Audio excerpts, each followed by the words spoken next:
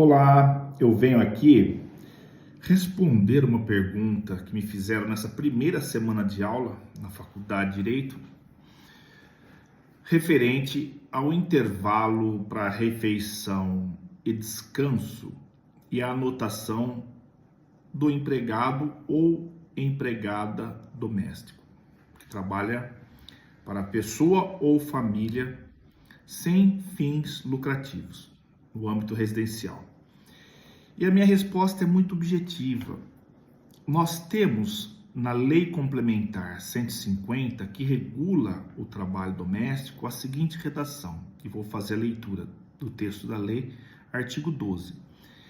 É obrigatório o registro do horário de trabalho do empregado doméstico por qualquer meio manual, mecânico ou eletrônico, desde que idôneo. E a legislação, é óbvio, estabelece que é obrigatória a concessão de intervalo para repouso ou alimentação pelo período de, no mínimo, 1 hora e, no máximo, 2 horas. Admitindo, mediante a prévio acordo escrito entre empregador e empregado, sua redução a 30 minutos, mediante prévio acordo escrito. Então, o texto da lei é da necessidade de concessão do intervalo, e o texto da lei é da necessidade da marcação, do registro do horário de entrada e saída. Mas eu trago aqui um tema, um precedente, um julgamento do Tribunal Superior do Trabalho que enfrenta essa questão. E eu vou pedir licença para fazer a leitura. E qual é a redação da interpretação do Tribunal Superior do Trabalho, o TST? A ausência de apresentação dos registros de jornada pelo empregador doméstico gera presunção relativa da veracidade da jornada de trabalho alegada na petição inicial, que pode ser elidida por prova em contrário. Esse é o tema 122 dos precedentes, das decisões repetitivas do Tribunal Superior do Trabalho. Com base nisso, eu posso dizer o seguinte, que pelo menos por enquanto, e esse é o posicionamento que domina, que é a aplicação, a interpretação da norma jurídica, é o de que o empregador doméstico tem que provar nos autos o horário de trabalho executado pelo empregado ou pela empregada doméstico.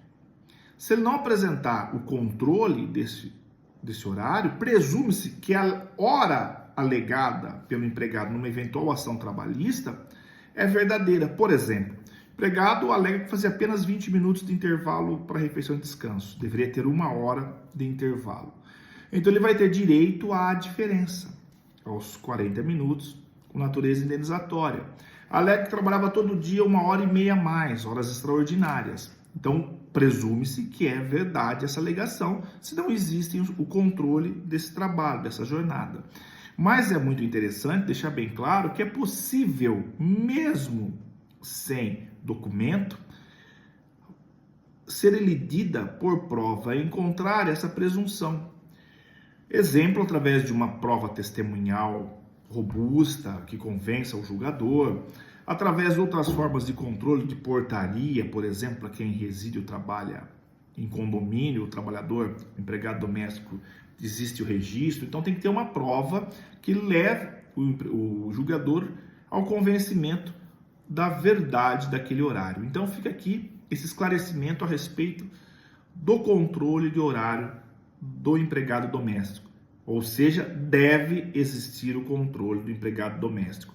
E é diferente, devo ressaltar, no empregado que trabalha para uma empresa, por exemplo, que não seja doméstico, a empresa, o empregador, vou assim dizer, com até 20 empregados, não precisa fazer o registro, esse controle. Mas a questão do doméstico é uma exceção. Bastando um empregado ou uma empregada doméstica, é necessário ter esse controle, um caderno, anotando o horário de entrada, horário de intervalo, horário de retorno e o horário de saída. E lembro aqui, não pode ser britânico, tem que ter as variações.